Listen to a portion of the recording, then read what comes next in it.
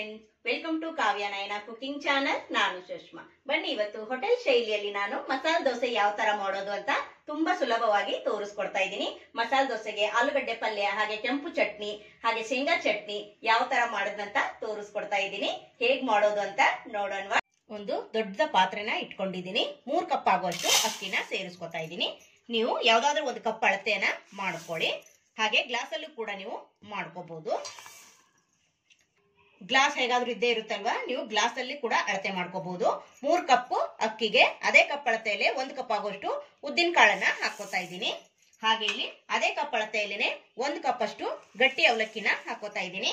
ಹಾಗೆ ಇಲ್ಲಿ ಯಾವ ಕಪ್ ತಗೊಂಡಿದ್ದೀನೋ ಅದೇ ಕಪ್ಪಲ್ಲೇ 1/4 ಕಪ್ ಆಗುವಷ್ಟು ತೊಗರಿ ಬೇಳೆನ ಹಾಕೋತಾ ಇದ್ದೀನಿ. ಹಾಗೆ ಅದೇ ಕಪ್ ಅಳತೆಯಲ್ಲೇನೆ 1/4 ಕಪ್ ಕಡಲೆಬೇಳೆ ಕೂಡ ಸೇರಿಸ್ಕೊತಾ ಇದ್ದೀನಿ. ಹಾಗೆ ಇಲ್ಲಿ 1 ಟೀ ಸ್ಪೂನ್ ಅಷ್ಟು ಮೆಂತ್ಯನ ಸೇರಿಸ್ಕೊತಾ ಇದ್ದೀನಿ. ಚೆನ್ನಾಗಿ ಇಲ್ಲಿ 2-3 ಬಾರಿ ನಾವು ತೊಳೆದು 4 ರಿಂದ 5 ಗಂಟೆ ನಾವು ನೆನೆಸ್ಕೋಬೇಕು. ನೋಡಿ, 4 ರಿಂದ 5 ಬಾರಿ ನಾನು ನೀಟಾಗಿ ತೊಳೆದಿದ್ದೀನಿ. ತುಂಬಾ ಡಸ್ಟ್ ಇರುತ್ತೆ ರೇಷನ್ ಅಕ್ಕಿಲಿ, ಅದಕ್ಕೋಸ್ಕರ ಇವಾಗ ಎಲ್ಲ ಮುಳುಗೋಷ್ಟು ನೋಡಿ ನೀರನ್ನ ಹಾಕೋಬೇಕು. ನೋಡಿ, ಇವಾಗ ನೀರನ್ನ ಸೇರಿಸ್ಕೊಂಡು ಇದನ್ನ ಮುಚ್ಚಳ ಮುಚ್ಚಿ 4 ರಿಂದ 5 ಗಂಟೆ ನಾನು ನೆನೆಯೋದಕ್ಕೆ ಬಿಡ್ತೀನಿ. ನೋಡಿ, 5 ಗಂಟೆ ಚೆನ್ನಾಗಿ ಅಕ್ಕಿನ ನೆನೆಸ್ಕೊಂಡಿದ್ದೀನಿ. ನಿಮಗೆ ಟೈಮ್ ಇದ್ರೆ ನೀವು ಜಾಸ್ತಿ ಹೊತ್ತು ಕೂಡ ಬಿಡ್ಬೋದು. ನೋಡ್ತಾ ಇದ್ದೀರಾ, ಈಗ ನೀರನ್ನೆಲ್ಲ ಬಸ್ಕೊಂಡ್ ಬಂದ್ಬಿಡೋಣ. ಜಾರ್ಗೆ ಹಾಕೊಂಡಿದ್ದೀನಿ. ರುಬ್ಬಕ್ಕೆ ಎಷ್ಟು ಬೇಕೋ ನೋಡ್ಕೊಂಡು ಮೊದಲೇದಾಗಿ ನಾವು ಸ್ವಲ್ಪ ತರಿತರಿಯಾಗಿ ರವೆ ತರ ರುಬ್ಕೋಬೇಕು. ನೋಡಿ, ಫಸ್ಟ್ ಬ್ಯಾಚ್ ನಾನು ರವೆ ತರ ರುಬ್ಕೊಂಡು ಬಂದಿದ್ದೀನಿ. ನೋಡಿ, 2ನೇ ಬ್ಯಾಚ್ ನಾನು ನೈಸ್ ಆಗಿ ದೋಸೆ ಅದಕ್ಕೆ ರುಬ್ಕೊಂಡು ಬರ್ತೀನಿ. ಯಾಕೆ ನಾನು ಫಸ್ಟ್ ಬ್ಯಾಚ್ ರವೆ ತರ ರುಬ್ಕೊಳ್ಳಿ ಅಂತ ಹೇಳಿದ್ನಂದ್ರೆ, ದೋಸೆ ಗರಿಗರಿಯಾಗಿ ಇಲ್ಲಿ ಕ್ರಿಸ್ಪಿಯಾಗಿ ಬರುತ್ತೆ. ಅದಕ್ಕೋಸ್ಕರ ಫಸ್ಟ್ನೇ ಬ್ಯಾಚ್ ನಾವು ಸ್ವಲ್ಪ ರವೆ ಇರಬೇಕು. ಈಗ 2ನೇ ಬ್ಯಾಚ್ ನೋಡಿ ನೈಸ್ ಆಗಿ ಪೇಸ್ಟ್ ಮಾಡ್ಕೊಂಡು ಬಂದಿದ್ದೀನಿ. ಇದೇ ತರಾನೇ ಉಳಿದಿರೋದನ್ನು ಕೂಡ ನೈಸ್ ಆಗಿ ಪೇಸ್ಟ್ ಮಾಡಿ ಹಾಕೊಂತೀನಿ. ಜಾಸ್ತಿ ನೀರು ಕೂಡ ಹಾಕಕ್ ಹೋಗ್ಬೇಡಿ. ಮಿಕ್ಸಿ ಜಾರಲ್ಲಿ ಸ್ವಲ್ಪ ನೀರನ್ನ ಹಾಕೊಂಡು ನೋಡಿ ಚೆನ್ನಾಗಿ ಈ ತರ ಕೈಯಲ್ಲಿನೇ 1-2 ನಿಮಿಷ ನಾವು ಮಿಕ್ಸ್ ಮಾಡ್ಕೋಬೇಕು. ಅಂದ್ರೆ ನಮಗೆ ಬೇಗ ಹುಳಿ ಬಂದ್ಬಿಡುತ್ತೆ. ನೋಡಿ, ಈ ತರ ಕೈಯಿಂದನೇ ಮಾಡ್ಕೋಬೇಕು ಸ್ವಲ್ಪ ಹೊತ್ತು. ಉಪ್ಪು ಏನು ಸೋಡಾ ನಾನು ಇವಾಗ್ಲೇ ಏನು ಹಾಕೋದಿಲ್ಲ. ಹಾಗೆ ನಾನಿಲ್ಲಿ ಪರ್ಮನೆಂಟ್ ಆಗೋದಕ್ಕೆ ಬಿಡ್ತೀನಿ ಫ್ರೆಂಡ್ಸ್.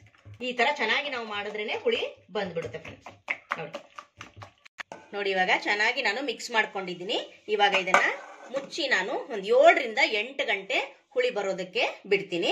8 ಗಂಟೆ ಆದ್ಮೇಲೆ ನಾವು ಇದನ್ನ ದೋಸೆನ ಮಾಡ್ಕೋಬೇಕು. ನಿಮಗೆ ಟೈಮ್ ಇದ್ರೆ ರಾತ್ರಿ ಇಡೀ ಕೂಡ ನೀವು ಬಿಡಬಹುದು. ನೋಡಿ, ನಾನು 8 ಗಂಟೆ ಪರ್ಮೆಂಟ್ ಆಗೋದಕ್ಕೆ ಬಿಟ್ಟಿದ್ದೆ. ನೋಡ್ತಾ ಇದ್ರೆ ಎಷ್ಟು ಚೆನ್ನಾಗಿ ಉಬ್ಬಿ ಬಂದಿದೆ ಅಂದ್ರೆ ಸೂಪರ್ ಆಗಿ ಬಂದಿದೆ ಫ್ರೆಂಡ್ಸ್. ನೋಡಿ, ಸಖತ್ತಾಗಿದೆ ಅಲ್ವಾ? ಅರ್ಧದಷ್ಟಿತ್ತು ನೋಡಿ, ತುಂಬಾ ಬಂದ್ಬಿಟ್ಟಿದೆ. ಇದರಲ್ಲಿ ನಾನೆಲ್ಲವನ್ನು ತಗೊಳ್ಳಲ್ಲ. ನಾನು ಈಗ ಎಷ್ಟು ಬೇಕೋ ಅಷ್ಟನ್ನ ಒಂದು ಬೇರೆ ಪಾತ್ರೆಗೆ ಹಿಟ್ಟನ್ನ ತಗೊಂತೀನಿ. ನೋಡಿ, ಎಷ್ಟು ಫ್ಲಫಿ ಆಗಿ ಬಂದಿದೆ ಅಂದ್ರೆ ನೋಡ್ತಾ ಇದ್ದೀರಾ? Wow, super. ಇದೇ ತರ ಹುಳಿ ಬಂದ್ಬಿಟ್ರೆ ದೋಸೆ ಸೂಪರ್ ಆಗಿರುತ್ತೆ ಫ್ರೆಂಡ್ಸ್. ನೋಡಿ, ದೋಸೆ ಬ್ಯಾಟರು ರೆಡಿ ಆಗಿದೆ. ಈಗ ನಾವು ದೋಸೆಗೆ ಹಚ್ಚೋದಕ್ಕೆ ಕೆಂಪು ಚಟ್ನಿ ಹಾಗೆ ಶೇಂಗಾ ಚಟ್ನಿ ಕೂಡ ರೆಡಿ ಮಾಡ್ಕೊಳ್ಳೋಣ. ಒಲೆ ಮೇಲೆ ಒಂದು ಚಿಕ್ಕದು ಬಾಳ್ಗಿನ ಇಟ್ಕೊಂಡಿದ್ದೀನಿ. 2 ಟೇಬಲ್ ಸ್ಪೂನ್ ಅಷ್ಟು ಎಣ್ಣೆನ ಹಾಕೊಳ್ಳೋಣ. 1/4 ಕಪ್ ಆಗುವಷ್ಟು ಕಡಲೆ ಬೀಜನ ಹಾಕೋತಾ ಇದ್ದೀನಿ. ಇಲ್ಲಿ ಚೆನ್ನಾಗಿ ನಾವು ರೋಸ್ಟ್ ಆಗಿ ಹುರ್ಕೋಬೇಕು. ಹೊಸಬ್ರು ಯಾರಾದ್ರು ವಿಡಿಯೋ ನೋಡ್ತಾ ಇದ್ರೆ ಪ್ಲೀಸ್ ಸಬ್ಸ್ಕ್ರೈಬ್ ಮಾಡ್ಕೊಂಡು ನೋಡಿ. ವಿಡಿಯೋನ ಇಲ್ಲೂ ಕೂಡ ಸ್ಕಿಪ್ ಮಾಡಬೇಡಿ, ಪೂರ್ತಿಯಾಗಿ ವಿಡಿಯೋ ನೋಡಿ ಸಪೋರ್ಟ್ ಮಾಡಿ. ಯಾವಾಗ್ಲೂ ನೀವು ಮಸಾಲೆ ದೋಸೆನ ಹೋಟ್ಲಿಗೆ ಹೋಗಿ ತಿಂದಿರ್ತೀರಾ. ಇವತ್ತು ನಾನು ಮನೆಯಲ್ಲಿ ಈಸಿಯಾಗಿ ತೋರಿಸ್ಕೊಡ್ತಾ ಇದ್ದೀನಿ. ಒಂದ್ಸತಿ ಟ್ರೈ ಮಾಡಿದ್ರೆ ನೀವು ಮತ್ತೆ ಮಾಡ್ಕೊಂತೀರಾ. ಅಷ್ಟು ರುಚಿಯಾಗಿ ನಾವು ಹೋಟೆಲ್ ಶೈಲಿಯಲ್ಲಿ ಮಸಾಲೆ ದೋಸೆನ ಮಾಡ್ಕೊಂಡು ತಿನ್ಬೋದು ಫ್ರೆಂಡ್ಸ್. ಇದ್ರ ಜೊತೆಗೇನೆ ನಾನು ಸ್ವಲ್ಪ ಕರಿಬೇವನ್ನು ಹಾಕೋತಾ ಇದ್ದೀನಿ. ಹಾಗೆ ಇಲ್ಲಿ ಸ್ವಲ್ಪ ಜೀರಿಗೆ ಕೂಡ ಸೇರಿಸ್ಕೊತಾ ಇದ್ದೀನಿ. ಹಾಗೆ ಇಲ್ಲಿ ಖಾರಕ್ಕೆ 4 ಹಸಿಮೆಣಸಿನಕಾಯಿ ಹಾಗೆ ಸ್ವಲ್ಪ ಹುಣಸೆ ಹಣ್ಣನ್ನು ಕೂಡ ಸೇರಿಸ್ಕೊತಾ ಇದ್ದೀನಿ. ಒಂದು ಸ್ವಲ್ಪ ಬೆಳ್ಳುಳ್ಳಿನ ಸೇರಿಸ್ತಾ ಇದ್ದೀನಿ. ಈಗ ಇದೆಲ್ಲವನ್ನು ನಾವು ಮತ್ತೆ ಫ್ರೈ ಮಾಡ್ಕೊಳ್ಳೋಣ. ಫ್ರೈ ಮಾಡೋದ್ರಿಂದ ಚಟ್ನಿ ತುಂಬಾ ರುಚಿ ಕೊಡುತ್ತೆ ಫ್ರೆಂಡ್ಸ್. ಒಂದ್ಸತಿ ಟ್ರೈ ಮಾಡಿ ನೋಡಿಬೇಕಂದ್ರೆ ನಿಮ್ಗೂ ಕೂಡ ಇಷ್ಟ ಆಗುತ್ತೆ. ಇದ್ರ ಜೊತೆಗೆ ನಾನು ಒಣ ಕೊಬ್ಬರಿನ ಹಾಕೋತಾ ಇದ್ದೀನಿ. ನಿಮ್ಮ ಹತ್ರ ಹಸಿಕಾಯಿ ಇದ್ರೆ ಅದನ್ನು ಕೂಡ ಸೇರಿಸ್ಕೋಬಹುದು. ಚಟ್ನಿಯಲ್ಲಿ ನಿಮ್ಗೆ ಎಷ್ಟು ಬೇಕೋ ನೋಡ್ಕೊಂಡು ಕೊಬ್ಬರಿ ಹಾಗೆ ಶೇಂಗಾ ಬೀಜನ ಸೇರಿಸ್ಕೊಳ್ಳಿ. ನಾನು ಕಡಿಮೆ ಪ್ರಮಾಣದಲ್ಲಿ ಚಟ್ನಿನ ತೋರಿಸ್ಕೊಡ್ತಾ ಇದ್ದೀನಿ. ನೀವು ಜಾಸ್ತಿ ಬೇಕಂದ್ರೆ ಜಾಸ್ತಿ ಕೂಡ ಮಾಡ್ಕೋಬಹುದು. ಇವಾಗ ನೋಡಿ, ಒಲೆನ ಆಫ್ ಮಾಡ್ಕೊಂಡಿದ್ದೀನಿ. ಚೆನ್ನಾಗಿ ಫ್ರೈ ಮಾಡ್ಕೊಂಡಿದ್ದೀನಿ. ಇದು ತಣ್ಣಗಾಗ್ಬೇಕು. ತಣ್ಣಗಾದ್ಮೇಲೆ ನಾವು ಮಿಕ್ಸಿ ಮಾಡ್ಕೊಂಡ್ ಬರ್ಬೇಕು. ಇದು ತಣ್ಣಗಾಗೋವರೆಗೂ ನಾವಿಲ್ಲಿ ಕೆಂಪು ಚಟ್ನಿ ಯಾವ ತರ ಮಾಡೋದು ಅಂತ ತೋರಿಸ್ಕೊಡ್ತೀನಿ. ಒಂದು ಮಿಕ್ಸಿ ಜಾರ್ನ ತಗೊಂಡಿದ್ದೀನಿ. ನಾನಿಲ್ಲಿ ಬ್ಯಾಡಗಿ ಒಂದು 15ರಿಂದ 20 ಬ್ಯಾಡಗಿ ಮೆಣಸಿನಕಾಯಿನ ತಗೊಂಡಿದ್ದೀನಿ. ನಿಮಗೆ ಬೇಕಂದ್ರೆ ಬಿಸಿನೀರಲ್ಲಿ ಕೂಡ ನೆನೆಸಿ ನೀವು ರುಬ್ಕೋಬಹುದು. 1 ಗೆಡ್ಡೆ ಆಗುವಷ್ಟು ಬೆಳ್ಳುಳ್ಳಿನ ಸೇರಿಸ್ಕೊತಾ ಇದ್ದೀನಿ. ಇದ್ರ ಜೊತೆಗೆ ನಾನು ಸ್ವಲ್ಪ ಹುಣಸೆಹಣ್ಣನ್ನ ಹಾಕೋತಾ ಇದ್ದೀನಿ. ಹಾಗೆ ಸ್ವಲ್ಪ ಕರಿಬೇವು, ಹಾಗೆ ಒಂದು ಅರ್ಧ ಸ್ಪೂನ್ ಅಷ್ಟು ಜೀರಿಗೆನ ಸೇರಿಸ್ಕೊತಾ ಇದ್ದೀನಿ. ಜೀರಿಗೆ ಇಲ್ಲಿ ಜಾಸ್ತಿನೇ ಹಾಕೊಂಡ್ರು ಕೂಡ ತುಂಬಾ ಚೆನ್ನಾಗಿರುತ್ತೆ. ಒಂದು ಅರ್ಧ ಸ್ಪೂನ್ ಅಷ್ಟು ಧನಿಯಾ ಬೀಜನ ಹಾಕೋತಾ ಇದ್ದೀನಿ. ಕೊತ್ತಂಬರಿ ಆದ್ರೂ ಹಾಕೋಬಹುದು, ಇಲ್ಲ ಧನಿಯಾ ಬೀಜ ಆದ್ರೂ ಹಾಕೋಬಹುದು, ಇಲ್ಲ ಎರಡು ಹಾಕೊಂತೀನಿ ಅಂದ್ರೆ ಎರಡು ಹಾಕೋಬಹುದು, ತುಂಬಾ ಚೆನ್ನಾಗಿರುತ್ತೆ. ಹಾಗೆ 1 ಸ್ಪೂನ್ ಅಷ್ಟು ಬೆಲ್ಲನ ಹಾಕೋತಾ ಇದ್ದೀನಿ. ರುಚಿಗೆ ಉಪ್ಪನ್ನ ಸೇರಿಸ್ಕೊತಾ ಇದ್ದೀನಿ. ಹಾಗೆ ಇಲ್ಲಿ ಕೊತ್ತಂಬರಿ ಸೊಪ್ಪನ್ನು ಕೂಡ ಸೇರಿಸ್ಕೊಂಡು ಎಷ್ಟು ರುಬ್ಬೋದಕ್ಕೆ ನೀರ್ ಬೇಕೋ ಅಷ್ಟು ನೋಡ್ಕೊಂಡು ನೀರ್ ಹಾಕೊಂಡು ನುಣ್ಣಗೆ ಇದನ್ನ ರುಬ್ಕೊಂಡು ಬರ್ತೀನಿ. ನೋಡಿ, ಇವಾಗ ಕೆಂಪು ಚಟ್ನಿನ ರುಬ್ಕೊಂಡು ಬಂದಿದ್ದೀನಿ. ಈ ತರ ಪೇಸ್ಟ್ ಮಾಡ್ಕೋಬೇಕು. ನೋಡಿ, ಸೂಪರ್ ಅಲ್ವಾ? ಇದು ದೋಸೆ ಜೊತೆಗೆ ಅಷ್ಟೇ ಅಲ್ದೇನೆ ಬಿಸಿ ಬಿಸಿ ಜೋಳದ ರೊಟ್ಟಿಗೂ ಕೂಡ ತಿನ್ಬೋದು. ಎಣ್ಣೆ ಅಥವಾ ತುಪ್ಪ ಹಾಕೊಂಡು ತಿಂತಾ ಇದ್ರೆ ಆಹಾ, ಅದ್ರ ಮಜಾನೇ ಬೇರೆ ಫ್ರೆಂಡ್ಸ್. ಸೂಪರ್ ಆಗಿದೆ ಅಲ್ವಾ? ಇದನ್ನ ಒಂದು ಬೌಲ್ಗೆ ತೆಗಿಯೋಣ. ನೋಡಿ, ಇವಾಗ ಕೆಂಪು ಚಟ್ನಿ ರೆಡಿ ಆಯ್ತು. ನಾನಿವಾಗ ಶೇಂಗಾ ಚಟ್ನಿ ಮಾಡ್ಕೊಳ್ಳೋಣ ಬನ್ನಿ. ಫ್ರೈ ಮಾಡಿ ಇಟ್ಕೊಂಡಿರೋದೆಲ್ಲ ನೋಡಿ ತಣ್ಣಗಾಗಿದೆ. ಇವಾಗ ಮಿಕ್ಸಿ ಜಾರಿಗೆ ಹಾಕೊಳ್ಳೋಣ. ಸ್ವಲ್ಪ ಕೊತ್ತಂಬರಿ ಸೊಪ್ಪು, ರುಚಿಗೆ ಉಪ್ಪನ್ನ ಸೇರಿಸ್ಕೊಳ್ಳೋಣ. ಈಗ ನೀರು ಕೂಡ ಸೇರಿಸ್ಕೊಂಡಿದ್ದೀನಿ. ನುಣ್ಣಗೆ ನಾವು ಪೇಸ್ಟ್ ಮಾಡ್ಕೊಂಡು ಬರೋಣ.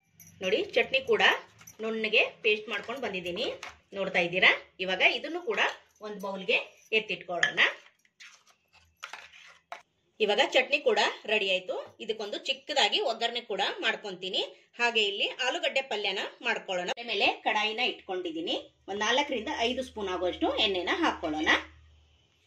ಎಣ್ಣೆ ಬಿಸಿಯಾಗಿದೆ. ಸಾಸಿವೆನ ಸೇರಿಸ್ಕೊಳ್ಳೋಣ. ಜೀರಿಗೆನ ಸೇರಿಸ್ಕೊತಾ ಇದ್ದೀನಿ. ಹಾಗೆ ಇಲ್ಲಿ ಕಡಲೆಬೇಳೆ ಕೂಡ ಸೇರಿಸ್ಕೊತಾ ಇದ್ದೀನಿ. ಹಾಗೆ ಸ್ವಲ್ಪ ಉದ್ದಿನ ಬೇಳೆ, 1-2 ಹಸಿಮೆಣಸಿನಕಾಯಿ, ಹಾಗೆ 1 ಗೆಡ್ಡೆ ಬೆಳ್ಳುಳ್ಳಿನ ಜಜ್ಜಿ ಹಾಕೋತಾ ಇದ್ದೀನಿ. ಹಾಗೆ ಸ್ವಲ್ಪ ಶುಂಠಿ ತುರಿ, ಹಾಗೆ ಸ್ವಲ್ಪ ಕರಿಬೇವು. ನೋಡಿ, ಚೆನ್ನಾಗಿ ಫ್ರೈ ಮಾಡ್ಕೊಳ್ಳೋಣ. ಹಾಗೆ 1-2 ಈರುಳ್ಳಿನ ಸ್ಲೈಸ್ ಆಗಿ ಕಟ್ ಮಾಡಿ ಹಾಕೋತಾ ಇದ್ದೀನಿ. ಇಲ್ಲಿ ಈರುಳ್ಳಿ ನೀವು ಜಾಸ್ತಿ ಹಾಕೊಂಡ್ರು ಕೂಡ ತುಂಬಾ ಚೆನ್ನಾಗಿರುತ್ತೆ. ಅದು ಕೂಡ ಅಷ್ಟೇ ಚೆನ್ನಾಗಿ ಫ್ರೈ ಮಾಡ್ಕೊಳ್ಳೋಣ. ಆಲೂಗಡ್ಡೆ ಪಲ್ಯಕ್ಕೆ ಸ್ವಲ್ಪ ಎಣ್ಣೆ ಜಾಸ್ತಿ ಹಾಕಿ ತುಂಬಾ ಚೆನ್ನಾಗಿರುತ್ತೆ. ನೋಡಿ, ಈರುಳ್ಳಿ ಸ್ವಲ್ಪ ಕಲರ್ ಚೇಂಜ್ ಆದ್ರೆ ಸಾಕು. ಈರುಳ್ಳಿ ಜಾಸ್ತಿ ಏನು ಫ್ರೈ ಮಾಡೋದು ಅವಶ್ಯಕತೆ ಇರಲ್ಲ ಇಲ್ಲಿ. ನೋಡಿ, ಈರುಳ್ಳಿ ಫ್ರೈ ಆಗಿದೆ. ಇಷ್ಟು ಫ್ರೈ ಆದ್ರೆ ಸಾಕು. 1/2 ಸ್ಪೂನ್ ಅಷ್ಟು ಅರಿಶಿನ ಪುಡಿನ ಹಾಕೊಳ್ಳೋಣ. ಹಾಗೆ ರುಚಿಗೆ ಉಪ್ಪನ್ನ ಸೇರಿಸ್ಕೊತಾ ಇದ್ದೀನಿ.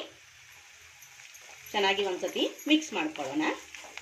ನಾನು ಮುಂಚೆನೆ 4 ಆಲೂಗಡ್ಡೆನ ಬೇಯಿಸಿ ಸಿಪ್ಪೆ ಎಲ್ಲ ತೆಗೆದು ಕಿವುಚಿ ಇಟ್ಕೊಂಡಿದ್ದೀನಿ. ಇವಾಗ ಆಲೂಗಡ್ಡೆನ ಸೇರಿಸ್ಕೊಳ್ಳೋಣ.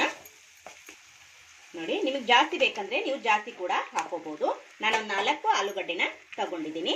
ಇವಾಗ ಚೆನ್ನಾಗಿ ನಾವು ಮಿಕ್ಸ್ ಮಾಡ್ಕೊಳ್ಳೋಣ. ನೋಡಿ, ಚೆನ್ನಾಗಿ ಮಿಕ್ಸ್ ಮಾಡ್ಕೊಂಡಿದ್ದೀನಿ. ಈಗ ಒಂದು ಅರ್ಧ ಹೋಳು ನಿಂಬೆ ಹಣ್ಣಿನ ರಸನ ಹಾಕೋತಾ ಇದ್ದೀನಿ. ಲಾಸ್ಟ್ ಅಲ್ಲಿ ಕೊತ್ತಂಬರಿ ಸೊಪ್ಪನ್ನ ಹಾಕೋತಾ ಇದ್ದೀನಿ. ಇವಾಗ ಮತ್ತೆ ಒಂದ್ಸತಿ ಚೆನ್ನಾಗಿ ಮಿಕ್ಸ್ ಮಾಡ್ಕೊಳ್ಳೋಣ. ಮಸಾಲೆ ದೋಸೆ ತಿನ್ಬೇಕಂದ್ರೆ ಹೋಟ್ಲಿಗೆ ಹೋಗ್ಬೇಕಂತ ಏನಿಲ್ಲ, ಮನೆಯಲ್ಲೇ ಸುಲಭವಾಗಿ ನಾವು ಸಿಂಪಲ್ ಆಗಿ ಮಾಡ್ಕೋಬಹುದು ಫ್ರೆಂಡ್ಸ್. ಮನೇಲಿರೋ ಸಾಮಗ್ರಿಯನ್ನ ಬಳಸಿ ಸಿಂಪಲ್ ಆಗಿ ಹೋಟೆಲ್ ಶೈಲಿಯಲ್ಲೇನೆ ಮಸಾಲೆ ದೋಸೆ ಯಾವ ತರ ಮಾಡೋದು ಅಂತ ತೋರಿಸ್ಕೊಟ್ಟಿದ್ದೀನಿ. ನಿಮ್ಗೆ ಇಷ್ಟ ಆಗಿದೆ ಅಂತ ಭಾವಿಸ್ತೀನಿ. ನೀವು ಕೂಡ ಒಂದ್ಸತಿ ಟ್ರೈ ಮಾಡಿ ಯಾವ ತರ ಬಂತು ಅಂತ ಕಮೆಂಟ್ ಅಲ್ಲಿ ತಿಳಿಸಿ. ನೋಡಿ, ಆಲೂಗಡ್ಡೆ ಪಲ್ಯ ಕೂಡ ರೆಡಿ ಆಯ್ತು. ನೋಡಿ, ಆಲೂಗಡ್ಡೆ ಪಲ್ಯ ಹಾಗೆ ಕೆಂಪು ಚಟ್ನಿ ಹಾಗೆ ಶೇಂಗಾ ಚಟ್ನಿ ಕೂಡ ರೆಡಿ ಆಯ್ತು. ಇವಾಗ ಗರಿಗರಿಯಾಗಿ ದೋಸೆನ ಮಾಡ್ಕೊಳ್ಳೋಣ ಬನ್ನಿ. ನಾನು ಇವಾಗ ದೋಸೆ ಮಾಡೋ ಅಷ್ಟೇ ಬ್ಯಾಟರ್ನ ಒಂದು ಬೌಲ್ಗೆ ಹಾಕಿಟ್ಕೊಂಡಿದ್ದೀನಿ. ಇಲ್ಲಿಗೆ 1 ಸ್ಪೂನ್ ಅಷ್ಟು ಸಕ್ಕರೆನ ಸೇರಿಸ್ಕೊತಾ ಇದ್ದೀನಿ. ಹಾಗೆ ಇಲ್ಲಿ ರುಚಿಗೆ ಉಪ್ಪನ್ನ ಸೇರಿಸ್ಕೊತಾ ಇದ್ದೀನಿ. ಸಕ್ಕರೆ ಯಾಕೆ ಹಾಕ್ತೀವಿ ಅಂದ್ರೆ ಗರಿಗರಿಯಾಗಿ ಮಸಾಲೆ ದೋಸೆ ನಮಗಿಲ್ಲಿ ತುಂಬಾ ಕ್ರಿಸ್ಪಿಯಾಗಿ ರೆಡಿ ಆಗುತ್ತೆ ಫ್ರೆಂಡ್ಸ್. ಅದಕ್ಕೋಸ್ಕರ ನಾವು ಸಕ್ಕರೆನ ಹಾಕೋಬೇಕು. ಇಷ್ಟು ಹುಳಿ ಚೆನ್ನಾಗಿ ಬಂದಿದೆ ಅಂದ್ರೆ ನೀವು ಸೋಡಾ ಏನು ಹಾಕೋದ್ ಬೇಡ, ಸೋಡಾ ಬೇಡ, ಹಾಗೆ ಏನೋ ಬೇಡ, ಇದೇ ತರಾನೇ ಮಾಡ್ಕೊಳ್ಳಿ ಫ್ರೆಂಡ್ಸ್. ನೋಡಿ, ನಮಗೆ ದೋಸೆ ಬ್ಯಾಟ್ರು ಕರೆಕ್ಟ್ ಆಗಿದೆ. ನಾನು ನೀರೇನು ಎಕ್ಸ್ಟ್ರಾ ಹಾಕಿಲ್ಲ, ಏನಿಲ್ಲ. ನೋಡಿ, ಈ ತರ ಇರಬೇಕು. ಇವಾಗ ದೋಸೆ ಹಂಚನ್ನ ಬಿಸಿ ಮಾಡ್ಕೊಳ್ಳೋಣ ಬನ್ನಿ. ನೋಡಿ, ದೋಸೆ ತವ ಚೆನ್ನಾಗಿ ಬಿಸಿಯಾಗಿದೆ. ಇವಾಗ ದೋಸೆನ ಹಾಕೊಳ್ಳೋಣ. ಲೋ ಫ್ಲೇಮಲ್ಲೇನೆ ಇರಲಿ. ತವೆ ಜಾಸ್ತಿ ಹೈ ಮಾಡ್ಕೊಳಕ್ ಹೋಗ್ಬೇಡಿ, ಸೀದೋಗ್ಬಿಡುತ್ತೆ. ನೋಡಿ, ಎಷ್ಟು ತೆಳು ಬೇಕೋ ಎಷ್ಟು ದೊಡ್ಡದು ಬೇಕೋ ನೀವು ಹಾಕೋಬಹುದು. ನೋಡಿ, ಸೂಪರ್. ಮೇಲೆ ಸ್ವಲ್ಪ ಎಣ್ಣೆ ಅಥವಾ ತುಪ್ಪನ ಹಾಕೊಳ್ಳಿ. ನಾನು ಎಣ್ಣೆ ಹಾಕೋತಾ ಇದ್ದೀನಿ. ಸ್ವಲ್ಪ ಲೋ ಫ್ಲೇಮಲ್ಲೇ ಫ್ರೈ ಆಗ್ತಾ ಇದೆ ಅಂದಾಗ ನಾವು ಕೆಂಪು ಚಟ್ನಿನ ಹಾಕೋಬೇಕು. ಎಷ್ಟು ಬೇಕೋ ನೋಡ್ಕೊಂಡು ಹಾಕೊಳ್ಳಿ. ಚೆನ್ನಾಗಿ ಲೋ ಫ್ಲೇಮಲ್ಲೇ ಫ್ರೈ ಆಗಿದೆ ಅಂದಾಗ ನಾವು ಆಲೂಗಡ್ಡೆನ ಇಟ್ಕೊಳ್ಳೋಣ ಮಧ್ಯದಲ್ಲಿ. ನೋಡಿ ನೋಡಿ ದೋಸೆ ಚೆನ್ನಾಗಿ ಫ್ರೈ ಆಗಿದೆ, ನೋಡ್ತಾ ಇದ್ದೀರಾ, ಒಂದೊಳ್ಳೆ ಕಲರ್ ಬಂದಿದೆ ಫ್ರೆಂಡ್ಸ್. ನೋಡಿ ಸೂಪರ್ ಅಲ್ವಾ? ವಾವ್, ಕಲರ್ ನೋಡಿ ಫ್ರೆಂಡ್ಸ್, ಸಖತ್ತಾಗಿ ಬಂದಿದೆ ಅಲ್ವಾ? ಇದೇ ತರ ಎಲ್ಲಾ ಮಸಾಲೆ ದೋಸೆನು ಮಾಡಿ ನಿಮ್ಗೆ ತೋರಿಸ್ತೀನಿ. ನೋಡಿದ್ರ ಫ್ರೆಂಡ್ಸ್, ಹೋಟೆಲ್ ಸ್ಟೈಲ್ ಅಲ್ಲಿ ನಾನು ಮಸಾಲೆ ದೋಸೆನ ಯಾವ ತರ ಮಾಡದಂತ ನೋಡ್ಕೊಂಡ್ರಲ್ಲ, ನಿಮ್ಗೂ ಕೂಡ ಇಷ್ಟ ಆಗಿದೆ ಅಂತ ಭಾವಿಸ್ತೀನಿ. ಮಕ್ಕಳಿಗೆ ಲಂಚ್ ಬಾಕ್ಸ್ ಅಲ್ಲಿ ಈ ತರ ಮಾಡಿಕೊಟ್ರೆ ತುಂಬಾ ಖುಷಿಯಿಂದ ತಿಂತಾರ ಫ್ರೆಂಡ್ಸ್. ಈ ವಿಡಿಯೋ ನಿಮ್ಗೆ ಇಷ್ಟ ಆಗಿದೆ ಅಂತ ಭಾವಿಸ್ತಾ ನಮ್ಮ ವಿಡಿಯೋ ನೋಡಿದ್ದಕ್ಕಾಗಿ ನಿಮ್ಮೆಲ್ಲರಿಗೂ ಧನ್ಯವಾದಗಳು. Thank you for watching. ನಮಸ್ಕಾರ ಫ್ರೆಂಡ್ಸ್.